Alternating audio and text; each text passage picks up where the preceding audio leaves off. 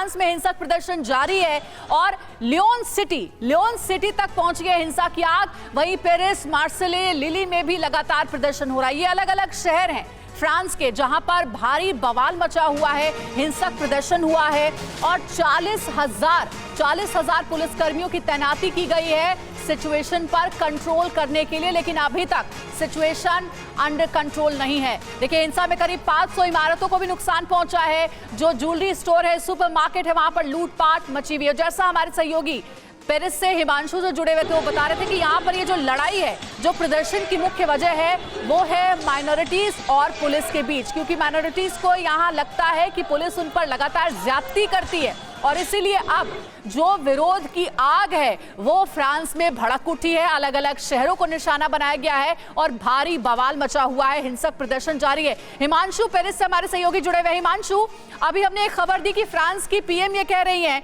कि इमरजेंसी लगाने पर भी हम विचार कर रहे हैं, इसके बारे में जानकारी दीजिए। और साथ ही एक बड़ी हैरान करने वाली तस्वीर आई है कि फ्रांस के अलग अलग शहर जहां जल रहे हैं, यहां भारी बवाल मचा हुआ है, तो वहीं दूसरी ओर एक म्यूजिक कंसर्ट में एंजॉय करते नजर आ रहे हैं राष्ट्रपति इमैनुअल मैक्रों।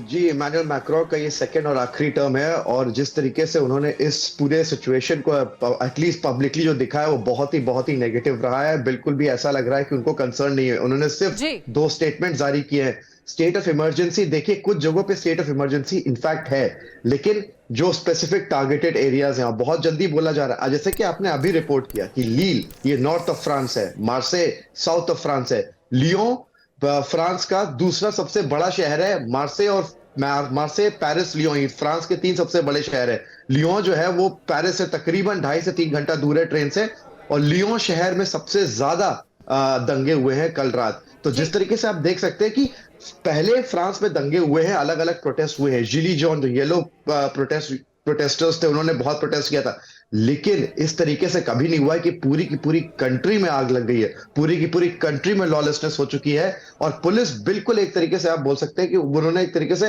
हाथ ही खड़े कर दिए, क्योंकि जिस तरीके से प्रोटेस्टर्स ने पूरा शहर, पूरे शहर, सुपरमार्केट्स हो गया, पब्लिक बसेस हो गई, उनको चुराया है। तो लॉलेसनेस है और स्टेट ऑफ इमरजेंसी। याद रखिए, वीकेंड शुरू हो चुका है फ्रांस में। प्रदर्शन हो रहा है, क्या आपके पास ऐसी कोई जानकारी है? क्या कुछ लोगों की मौत भी हुई है क्या इस हिंसक प्रदर्शन के बीच फ्रांस में?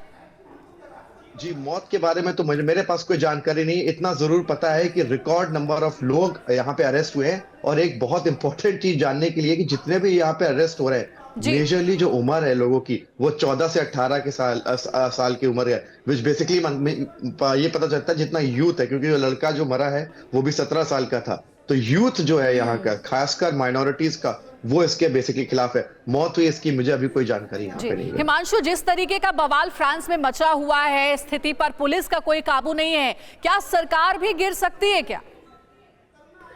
नहीं जी, सरकार तो नहीं गिरेगी, लेकिन एक जरूर बात हो सकती है कि इमैनुअल मैक्रों का जो बेसिकली जो उनकी पूरी पार्टी है उसके खिलाफ जो क्रिटिसिज्म हो रहा है, और जो राइट विंग है इस समय फ्रांस का, वो वैसे ही बहुत क्लोज था पिछली बार इलेक्शन जीतने से। मैरीन लपेन जो कि राइट विंग लीडर है फ्रांस की सबसे बड़ी, वो बेसिकली इस समय वो इस चीज को पूरी की पूरी तरीके से वो अपनी तरफ लाएंगे और बोलेंगे कि किस तरीके से लॉलेसनेस हो रही है फ्रांस में, और इसको वो बेसिकली इस समय